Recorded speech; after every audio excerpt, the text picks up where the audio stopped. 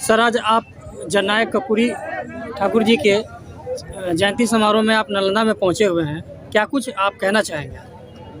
मैंने तो बहुत स्पष्ट कहा है, आपने सुना भी। जी।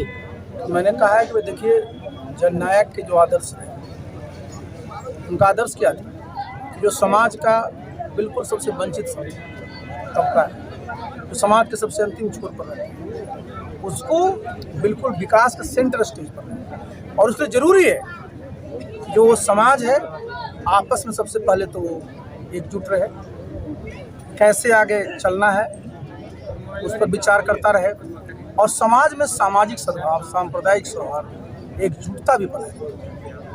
समाज में कटाव नहीं, मैंने एक बोलते ना, कटुआ वो नहीं होना चाहिए, जो कट्टरता। हाँ, आपने नौकरी की बात की है, खास तौर पे निजी क्षेत्र में आपने बात की है कि बढ़ावा देना चाहिए। क्या लगता है ये बात अभी तक सरकार को समझ में नहीं आ रही? आएगी भी नहीं, इसलिए नहीं आएगी। देखिए, उसके लिए बहुत काम करना पड़ेगा। देखिए, आपको माहौल बनाना पड़ेगा, और तभी जाकर के निजी निवेश आता है जी। और जब निवेश आता है तब आपको निजी क्षेत्र में नौकरी। अब देखिए ना, जैसे बिहार में कितनी संभावना, पूरा का पूरा जो आज इथेनॉल है मेज बेस्ड हो गया है। पहले सिर्फ गन्ना पर था, अब मेज बेस्ड हो गया है। बिहार में मक्के की कितनी खेती होती है, किसानों को कितनी आमदनी बढ़ जाए, कितना रोजगार मिलेगा। तो आपको देखना पड़ेगा कि माहौल बिहार में क्या माहौल है। कोई विदेश जो भी यहाँ पर लगाना चाहता है उसको लगता है पता नहीं कानून की व्यवस्था की क्या हाल है, किस प्रकार के लोग हैं। जहाँ वो लगाने जाएगा, जिस दिन वो आएगा उस दिन से लोग उसके पीछे पड़ जाएंगे, रंगदारी मांगने लगेंगे। कौन आएगा जी? जो भी उद्योगपति है उसके पास पैसे हैं तो कहाँ लगाना चाहेगा? जहाँ उसका पैसा सुरक्षित है, जहाँ उनका जान माल सुरक्षित है। और देखिए, जब तक निजी क्षेत्र में निवेश नहीं होगा तब तक रोजगार की संभावना कहाँ बढ़ेगी। सरकार के तो रोजगार के अवसर बहुत ही कम है, उनके पास तो पैसे ही तनख्वाह देने के लिए। टीचरों को पैसे कितने दिनों में दिए? बिल्कुल। बिहार में सरकार मुद्दा से भटक गई है। बेरोजगारी, महंगाई, सब चर्चा नहीं हो रहा है। चर्चा क्या हो रहा है? रामचरितमानस। क्या कहेंगे? मैंने बताया ना, देखिए, भटक वो मुद्दे से नहीं भटकी, वो अपने मुद्दे पर है। उनका काम ही है कि बिहार में कैसे लोग आपस में लड़ते झगड़ते रहे, लोगों में मनमुटाव रहे, समाज में क्लेश बना रहे, जिससे कि वो अपनी रोटी सेकते रहे। मुद्दा क्या है? मुद्दा है कि रोजगार कैसे मिले, मुद्दा है कैसे यहाँ के लोग की आमदनी बढ़े, आय बढ़े। उस पर कभी आपने सुना है कोई गोष्ठी करते हुए? कभी नहीं। हम आपसे जानना चाहेंगे कि किस तरह बिहार का विकास हो पाएगा। बहुत चिंता है। देखिए, अपना देश भारतवर्ष जब 1991 में, जिसको कहते हैं कि पूरा का पूरा जब एकदम जो हमारा कंट्रोल्ड इकोनॉमी खत्म किया गया, माने देश को खोला गया, तो बहुत सारा निवेश आया, बहुत सारे राज्यों में निवेश आए, बहुत सारे लोग उसमें आगे बढ़े। बिहार आज तक भी क्लोज्ड है। बिल्कुल, ये पूरा का पूरा यहाँ क्लोज्ड है। आप कुछ उद्योग लगाना चाहिए, 50 जगह जाना पड़ेगा, आपका सब जूते खराब हो जाएंगे, आपके लिए लग नहीं पाएगा। तो बिहार में अगर आप खोल दीजिएगा ना, जैसे ही बिहार राज्य को खोलिएगा, लोगों को उत्साहित करिएगा, कुछ नहीं करना, सब अपने लोग आपको उद्योग लगाएंगे। क्या लगता है कि ये महागठबंधन की सरकार में संभव है? महागठबंधन सरकार है ही नहीं अभी। सरकार में क्या होता है?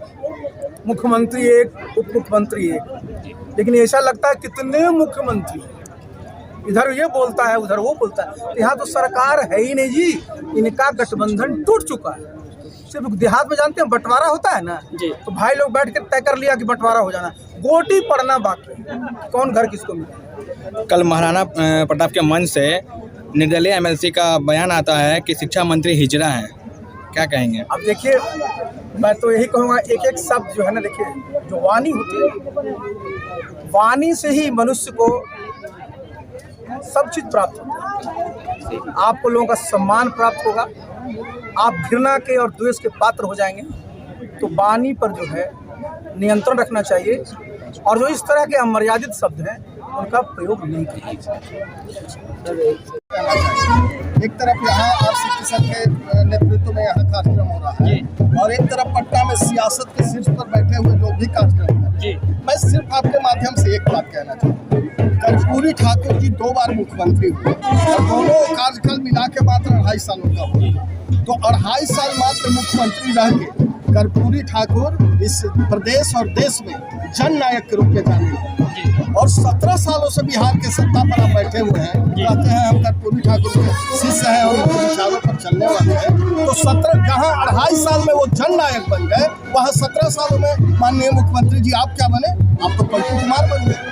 तो ये फासला है, तो सिर्फ बैठने से नहीं होगा। कर्पूरी ठाकुर का जीवन खुला हुआ किताब है। इन 17 सालों में बिहार कितना जो कुछ है नहीं, कर्पूरी ठाकुर जी का क्या नारा था? जब तक लोग भूखा है तब तक आंदोलन नहीं, तब तक आंदोलन नहीं। आज क्या है स्थिति? 17 सालों में बिहार को आपने क्या दिया? कर्पूरी ठाकुर जी का जीवन खुला किताब था। सिद्धांतों से कभी कर्पूरी ठाकुर समझौता नहीं किए। जब सिद्धांतों पे सवाल उठने लगता था तो कर्पूरी ठाकुर जी सिद्धांत के लिए राजनीति छोड़ देते थे। लेकिन आज क्या हो रहा है? अब सिद्धांतों की तो कोई बात रही नहीं। कर्पूरी ठाकुर के फूल पे माला चढ़ाने वाले लोगों को अपने आचरण और चरित्र में झांकना होगा।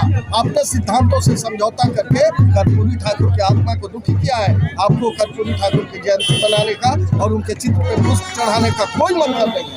आज यहाँ हम लोग संकल्प लेने के लिए कि कर्पूरी ठाकुर के जो सपने थे, उनके जो सिद्धांत थे, गरीब गुरबा पिछले कतार में खड़े लोगों को आगे लाना था, तो RCP सिंह के नेतृत्व में आज रामचंद्र की सेना के हम तमाम लोग, हर वर्ग के लोग, हर जाति के लोग जिस तरह से इकट्ठे हुए हैं, तो हम ये संकल्प लेने के लिए इकट्ठा हुए हैं।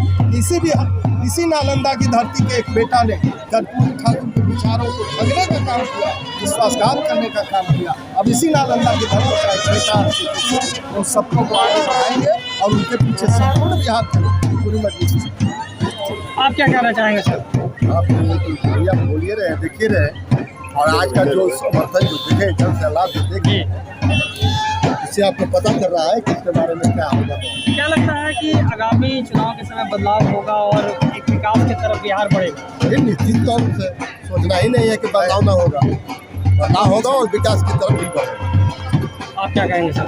बस 100% बदलाव होना चाहिए। बदलाव होना चाहिए, यानी कहने का मतलब है कि बिहार अब जो है विकास की ओर आगे बढ़ने वाला है। एकदम दृढ़ संकल्पित है हम लोग। अब सरकार को उठान फेंके। बाबू जिंदाबाद, जिंदाबाद। आज के कार्यक्रम को लेकर क्या कहेंगे? आज यहाँ पे आप जान रहे हैं कि हम लोग सोनसा प्रखंड में, दोही प्रखंड की सोनसा पंचायत में हम लोग आज यहाँ उपस्थित हुए हैं। हम सभी जानते हैं कि जननायक कर्पूरी ठाकुर जी का आज 99वें जयंती समारोह हम लोग यहाँ पे मना रहे हैं। कर्पूरी जी की आत्मा जो है वो गांव में ही बसती थी, और यही सोच को देख करके हमारे नेता, हम सबके अभिभावक, बिहार के भविष्य माननीय रामचंद्र प्रसाद सिंह जी का यह मानना था कि हम सभी लोग हर साल जो है कर्पूरी जी के जयंती को शहरों में मनाते हैं या जिला हेडक्वार्टर में तो मनाते ही हैं, लेकिन हम सभी कर्पूरी जी का जो विज़न था, उस विज़न को लेकर के गांव में चलेंगे, किसी एक प्रखंड में चलेंगे, किसी एक पंचायत में चलेंगे और वहां भव्य समारोह मनाएंगे। इस वजह से आज सभी हम लोग आदरणीय रामचंद्र बाबू जी के नेतृत्व में हम लोग यहाँ पर उपस्थित हुए थे। RCP सिंह जी आज आए हुए थे, किन मुद्दों को लेकर के उन्होंने यहाँ बात की? आज बेसिकली मुद्दा यही था कि हमारे हम जानते हैं कि अति पिछड़ा समाज हो, चाहे पिछड़ा समाज हो, चाहे सवर्ण समाज हो, चाहे सर्व समाज के जो हमारे नेता जननायक कर्पूरी ठाकुर हुए थे, आज उन्हीं की जयंती समारोह थी। उसी को स्मृति में रखते हुए हम सभी ने यहाँ पे कार्यक्रम रखा था और आदरणीय रामचंद्र बाबू यहाँ पे स्वागतकर्ता के रूप में, उसके उद्घाटनकर्ता के रूप में यहाँ उपस्थित हुए थे और इस वजह से हम लोग यहाँ पे आए थे। और आपने सभी ने सुना कि जिस तरह से हम देख रहे हैं कि प्रदेश में क्या स्थिति है। कहने को तो सामाजिक न्याय की सरकार जो पिछले 32-33 सालों से चल रही है, लेकिन उसमें अति पिछड़ों की क्या हिस्सेदारी है या आपसे या किसी से छिपी हुई नहीं है। हम देखते हैं चाहे विधान परिषद हो, चाहे विधानसभा हो, चाहे लोकसभा हो, चाहे राज्यसभा हो। आप देख लीजिए, विधानसभा में टोटल 243 सीट है, विधान परिषद की बात की जाए 75 सीट है, लोकसभा की बात की जाए बिहार से 40 सीट है, राज्यसभा की बात की जाए 16 सीट है बिहार के कोटा में।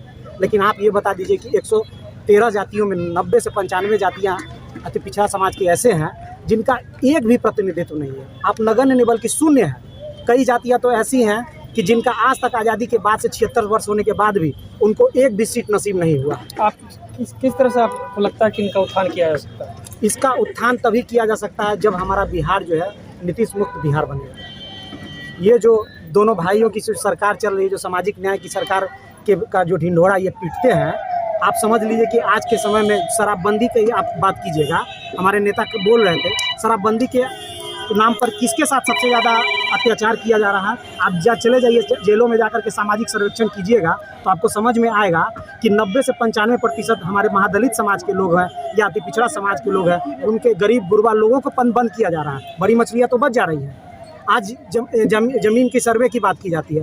ज़मीन का सर्वे आप देख लीजिए, जो हमारा पूरा समाज का आप देखिएगा तो समाज में आज भी 55 से 60% लोग जो है जो लैंडलेस हैं, उनका भी अगर आप देखिएगा विश्लेषण कीजिएगा तो उसमें 90% अति पिछड़ा समाज के लोग हैं जो कि लैंडलेस हैं, लैंडलेस लेबरर्स के रूप में, जिनके पास कोई ज़मीन नहीं है और उनको सर्वे के नाम पे क्या हो रहा है, नोटिस दिया जा रहा है।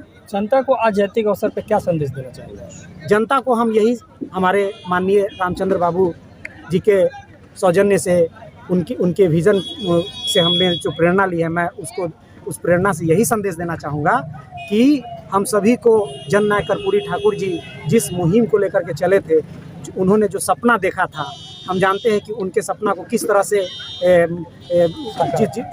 साकार वो करना चाह रहे थे, लेकिन किस तरह से तमाम तरह के अवरोधों के बावजूद जो है वो नहीं कर पाए। तो हम यही कहना चाहेंगे कि हमारे रामचंद्र बाबू उसी सपना को लेकर के आगे चल रहे हैं और उसी तरह से संगठन में जितना भी वंचित समाज था, सारे वंचित समाज को समुचित उन्होंने प्रतिनिधित्व दिया था जदयू संगठन की जब बात की जाती है, और उन्होंने हमेशा वंचित समाज के साथ मजबूती के साथ खड़ा रहने का काम किया। तो हम यही कहना चाहेंगे कि हमारे रामचंद्र बाबू जी का हाथ को हम सभी लोग मिलजुल करके मजबूत करेंगे और बिहार के तख्त पर आने वाले समय में 2025 में रामचंद्र बाबू को बिठाएंगे और अति पिछड़ा समाज तभी हमारा सशक्त होगा। हमारा जो सर्व समाज है, जो वंचित समाज है, तभी हमारा सशक्त होगा। जिंदाबाद।